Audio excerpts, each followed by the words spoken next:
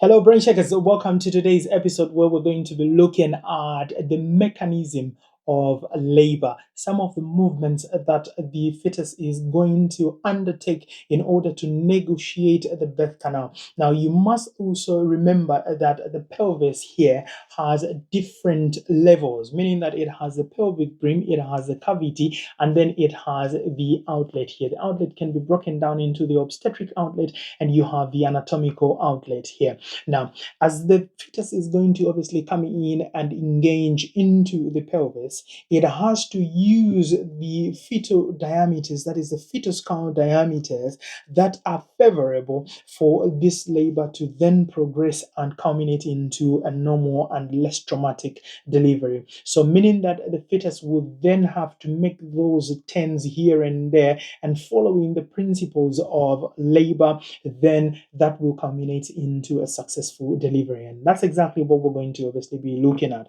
Now, when we have a pelvis here and we already have our cephalic presentation, we're going to be looking at a cephalic presentation, the mechanism of labor.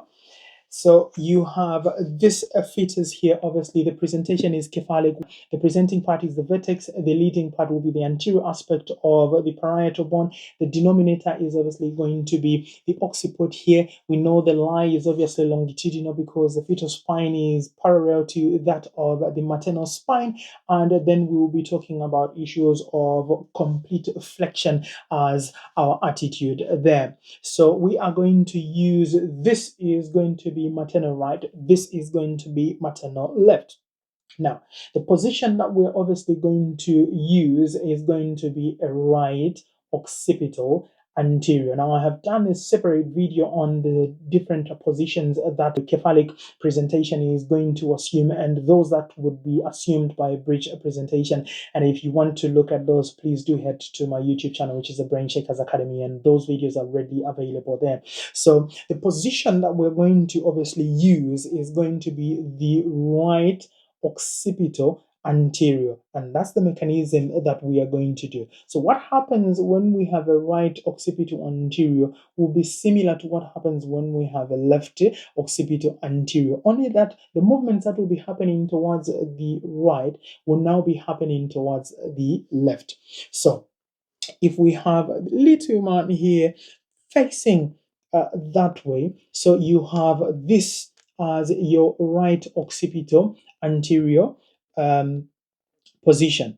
So when you do your vaginal examination, you are feeling the posterior fontanelle in maternal right, then that gives you that position. Or you feel the anterior fontanelle in towards maternal left, pointing towards the left sacroiliac joint, then that gives you that position of right occipital anterior.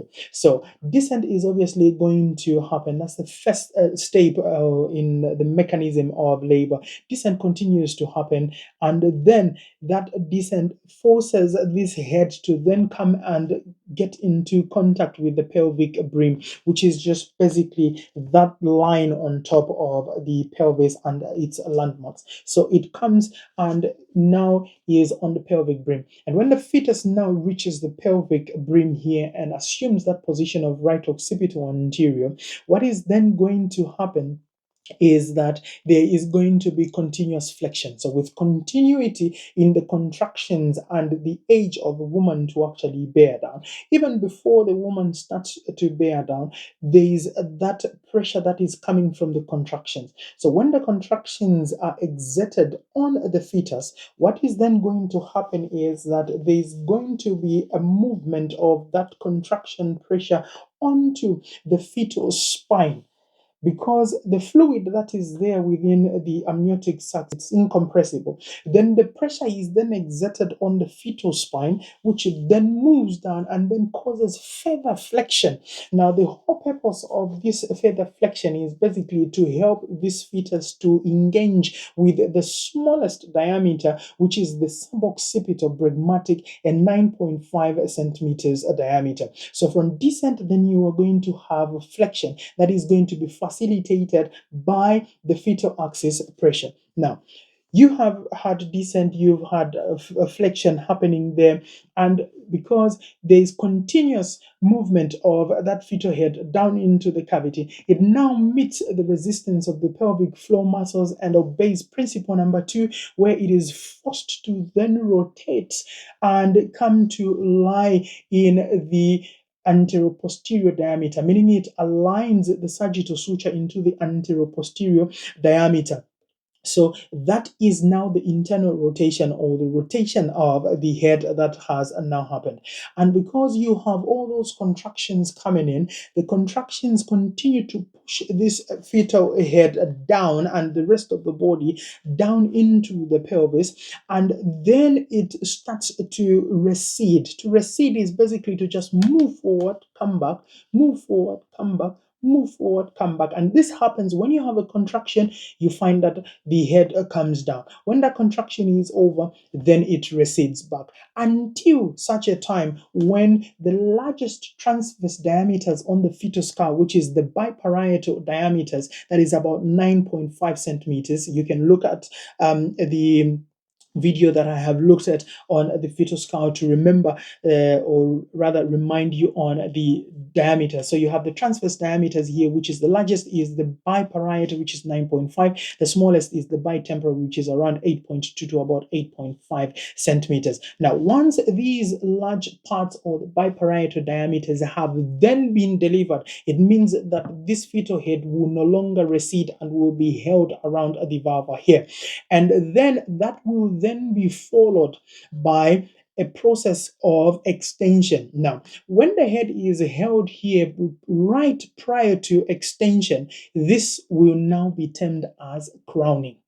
So once crowning has then happened, the fetal head, together with the contractions that will then continue, will allow the sinciput and the nose and the mouth on the posterior aspect here to then sweep the perineum, and then the head is delivered. And once the head does this, it means that this is now extension. So there's going to be extension happening right there. So after crowning, then you have extension. It means that also at that very time, the shoulders are already reaching the pelvic brim and they're beginning to meet the resistance of the pelvic floor muscles.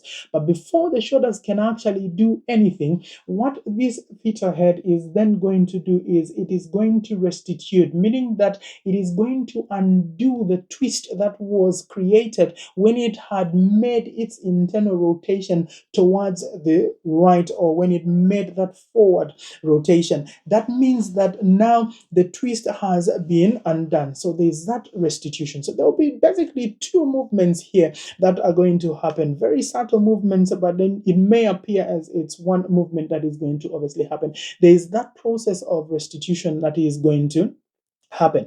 Then the process of restitution will now be followed by the internal rotation of the shoulders, meaning that the shoulders that will enter into the right oblique diameter, they will engage into the pelvic brim through the right oblique diameter, and then the diameters that are going to be the engaging diameter will be the bisacromial diameter there. And once it engages there, then it is going to face the resistance of the pelvic floor muscles, which will then force them to rotate as well to come and lie in the anteroposterior diameter. Now, as they lie in the anteroposterior diameter, or as they rotate towards this, then there's also external rotation of the head, meaning that the same direction that the head was restituting is going to further rotate. So the internal rotation of the shoulders is happening simultaneously with the external rotation of the head. So these are subtle movements. The restitution and the external rotation of the head tend to happen almost at the very same time, because by then the shoulders would have already reached and faced the resistance of the pelvic floor muscles, and then would have been forced to obviously rotate. Now, when that has happened, you have internal rotation of the shoulders, and then you have the external rotation of the head. You find find that the sagittal suture here is going to be in the transverse diameter of the maternal pelvis. It means that then the fetus is in the lateral aspect, and that is how now you're going to apply your hands there and then go ahead and deliver the fetus in a lateral flexion, meaning that it will be delivered on the sides, that is via lateral flexion, and then delivered onto the mother's abdomen. So it is also noted that it is at this stage, obviously, where you can sometimes have the shoulders get stuck, but that is another condition that I look at in a separate video, and it's called shoulder dystocia. So those are the mechanisms, or the steps rather, that the fetus is obviously going to follow when it is negotiating the birth canal to come in and be delivered. There's going to be descent, then continued flexion, then you have internal rotation of the head. From internal rotation of the head, then you're going to have that crowning coming in and extension. From extension, then you have restitution. Restitution, internal rotation of the shoulders happening simultaneously with external rotation of the fetal head, and then you are going to have that baby being delivered in a lateral flexion onto the mother's abdomen. Now, so those are some of the steps, obviously, that you would be discussing and looking forward to experience as the fetus does make its way out. Now, if you found this particular video helpful in understanding the mechanism of labor, please don't hesitate to drop me comments, like the video, follow the page, head onto my YouTube channel and subscribe, because there is more on the way. And as always, thank you so much for watching, and I will see you in the next one.